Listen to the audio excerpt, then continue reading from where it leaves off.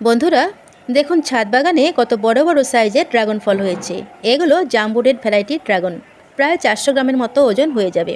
তো 3টে গাছ থেকে আমি 3টে ফল হারভেস্ট করে নিয়ে এলাম, কারণ এগুলো সবই ছোট গাছ, বেশি ফল ধরেনি। এক একটা গাছে একটি করেই ফল ধরেছে। তো আমার হাতে যে ফলটা দেখতে পাচ্ছেন, এটি মাত্র 8 মাসের গাছেই ফল ধরেছিল। তো এই ফলগুলো আজ আর কাটবো না, কারণ সবেমাত্র তুলে এনেছি। এগুলো আরও 2 থেকে 3 দিন ঘরে রেখে তারপর কাটবো, তাহলে বেশি মিষ্টি বা বেশি টেস্টি হবে। তবে আমার হাতে ড্রাগন ফলটা মাত্র 8 মাসের গাছেই ধরেছে।